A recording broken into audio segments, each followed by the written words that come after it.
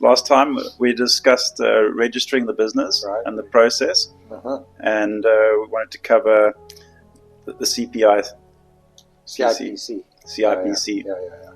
So And we SARS. spoke about registering the company last week. You were at a braai and you had this brilliant idea, I did. and Monday morning you registered your company and you thought, I'm in the pound seats. And that is the misconception amongst most people. And when you register the company, that's when the problems start, because most people register that company and then they do nothing after that.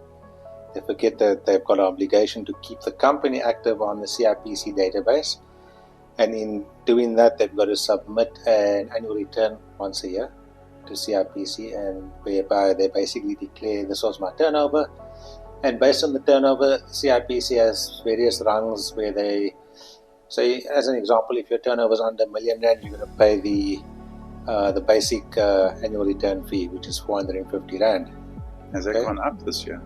Well, when I say 450 Rand, obviously it takes us a bit of time, so we add in a bit of a margin on there as well, and that excludes penalties. If you are late, obviously you have to pay a penalty. So you've got to do your annual return, and then once a year, or whenever you change directors or shareholders, you've got to do your beneficial ownership submission as well. And I think we touched on that briefly last week. So those are the obligations that you have with CIPC. And then is that the part that you do? Yeah, I do that for my clients. Yeah. Yes. All right. So because I'm doing the financial statements, I've obviously got the information in terms of what their turnover is. So it's simple for us to submit the annual returns, and most clients are not really geared up towards this specific admin task, so we end up just doing it for them. And like I said, we add a small margin on there because it's our time. Yeah, it sounds like money well spent, not to use my time to go and submit all these things, and just to use professional company. Okay, I'm gonna jump a little bit here, right? So I'm going to touch on the SARS aspect, and in terms of SARS, what's your obligations and your requirements that you've got to meet to remain compliant with SARS. So a lot of people say, well, I can do it myself, and I don't have to pay you the 100 Rand or 150 Rand fee. By all means, go and do it yourself and stuff it up. And that's what I say to people, go and stuff it up yourself, and then when you've stuffed it up, you come back to us and we'll just charge you double the price to fix it. So people don't understand that the systems and we spoke about systems last week as well, systems are integrated. So you can't go along and say to CIPC, my turnover was 500,000 Rand for the year, and then when you go and actually do your tax return, which is your tax return for SARS, you go and you say on your tax return, no, my turnover was 3 million. So either SARS is going to check up on the CIPC database, or vice versa, CIPC is going to check up on the SARS database. Because they're connected. And like with all systems nowadays, systems are integrated. So when you have integrated systems, you can't go and say one thing on the one system and something else on the other system, because one of them are going to catch you out. So I had a situation, not with CIPC and not with SARS, with workman's compensation. And I'm just digressing slightly here, and I don't do this person's work, okay, just for the record. So this guy asked his accountant he needed a COIDA clearance certificate. So COIDA is for workman's compensation. If workers get injured on duty, they need to have this certificate that they are compliant. So what a lot of accountants do, they'll either just fill in nil, right, or they'll put down an arbitrary figure. So in this person's specific case, the accountant went and put down 900,000 Rand salary bill for each year, but it was 5 consecutive years. So I would still say, if you put down 900,000 for year 1, 920 for year 2, 950 for year 3, it's not all the same. So this guy was very clever. He just put 900,000 straight across all 5 years. Okay, and obviously gave the client his clearance certificate. The client's happy, he's got his certificate, and then COIDA, workman's compensation, went to SARS and then when you go and pull this man's financials from SARS, when they got the financials, there was a total different picture on the financials. I can't remember the figures offhand, but it wasn't 900,000 rand because the guy's got a sizable size business. Koida ended up fining this guy 5 million rand, which he had to pay off over 10 months. Luckily, he's got the turnover and the capacity to do that. But the normal business, they can't afford to spare to waste 5,000 rand, let alone 500,000 rand per month. So those are the things that you can pick up when you are mismatching figures and not aligning the figures from the one department to the other department. So these are things that can happen. So when you are wanting to save $100 here and $50 there, think about those things, because again, this was the accountant that did it, so you wouldn't expect the accountant to do that. Okay. So anyway, let's get on to the topic for tonight, which is now you've registered the company, what do you do next? So I don't know if you've ever looked at your company document, and nowadays, as I said, CIPC and SARS are integrated and linked.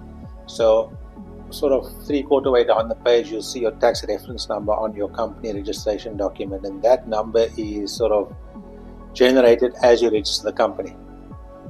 So you automatically get given a tax number. So CIPC registers you, and this is all a seamless online process. They register you for tax immediately with SARS. So there, again, a lot of people fall short because the guys was at the braai, the buddies, they spoke and they said, we're going to do this, we're going to do that, and nothing ever materialized. And 5 years later, or let's call it 2 years later in this case now, because lately with CIPC, if you're not submitting your annual returns, they end up deregistering the company. So let's say after 2 years, nothing happened, you never opened a bank account, you did absolutely nothing. That does not preclude you from declaring the fact to SARS that you did absolutely nothing. So in other words, submitting a no return. To say the business is deregistered. Well, no, but it's not SARS... deregistered, it's deregistered. Okay. I was speaking about the deregistration of CIPC if you don't comply in terms of submitting those annual returns. Remember, that process has got absolutely nothing to do with SARS. That's just an administrative process that you have to complete for CIPC to keep you active on the database. On a yearly basis. On a yearly basis. Remember I said you got your tax number, which you get automatically on your company registration document. So even if you never traded, you still got to fill in a tax return and say on the tax return the company was dormant during that specific year, or you fill it in as a no return. So either there's a section for dormancy, or for if you're not really dormant. And in a lot of cases also you have companies that hold property. So you can't say that the company is dormant, because the company is active in terms of holding property, but it may not have income because it's just holding a property. That's all the function of the company is. But still, then you still have an obligation to submit a no tax return. So a lot of people fall short and they say, yeah, but I never traded, I never made money. No, you never made money, fair enough, but your obligation is to submit that return in terms of a tax return. Okay, now you can take the tax return a step further. So a lot of people also know that they've got to submit a tax return, but then the client will tell you, but I never made money, so that's why I never submitted a tax return.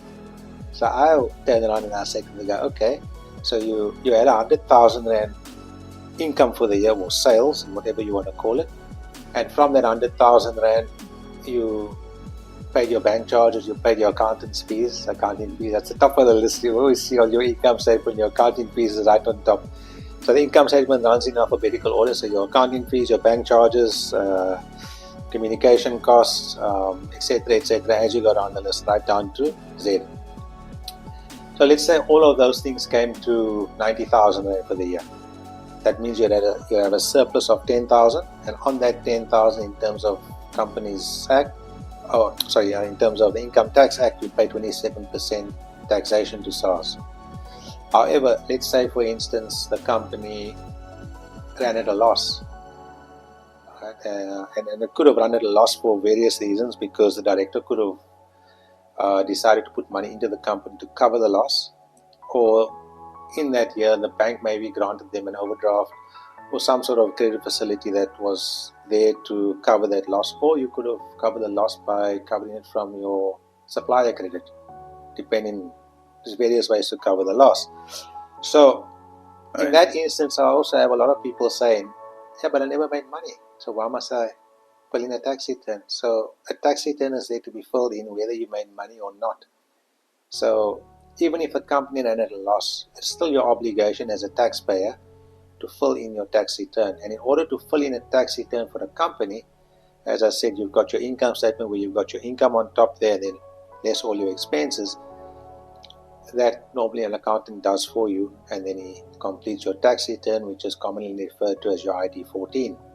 In the case of an individual taxpayer, if you're the director of the company, you fill in your tax return, which is called an ID-12, and your tax return is based on what you draw out of the business. So you could be on your payroll where you take the salary every month, and at the end of the year the company gives you RP5, and then you complete your personal tax return. And my dividends? In dividends too, will go as part of your personal ID-12. Yeah. Okay. So in the case of dividends, if your company declared a dividend, but that's a lengthy topic to discuss at a later stage. But just briefly, if the company did declare a dividend, under normal circumstances, the company would withhold 20% dividends withholding tax. The company pays it over to SARS. So what you get paid from your company, it's net of income tax. So the tax has been paid already by your company if your company declared a dividend. Okay, so that would be taking care of your either you're going to draw a salary or it's a dividend or a combination of both. Sounds like a benefit. We'll touch on that later in another segment, because that's something that it's a lengthy topic that we can expand on for hours and hours. Yeah. Great. So for this specific purpose tonight, as I said, the company's got that obligation. And when I say the company's got the obligation, it's you as a director. The onus lies on your shoulders. You're the public officer of the company. You've got to ensure these things are done timelessly. And lately, SARS is starting to penalize people for late submissions, because, I see it all the time. People come to me, I paid the previous accountant to do the work, he never did it. So my last 10 years tax returns are outstanding. And luckily, in most cases, people have their bank statements and they've sort of paid 90 or 100% of the expenses through the bank statement. I then would take their bank statements and analyze their bank statements, create the income statement based on the bank statements, and that would show us whether there's a profit or a loss, and then declare that accordingly to SARS. And that takes care of the responsibility, obligations. I'm still stuck at accountants not doing the work. Well, that's very common, eh? Sure. I've even had instances, and even up to last week, people came to me and they said, but I paid the pay as you earn into the accountant's bank account, and now I discovered that the accountant didn't pay the money over to SARS. So if you're going to pay the money into somebody else's bank account, what leg do you have to stand on? You can't go and tell SARS, but I paid my accountant and he never paid it.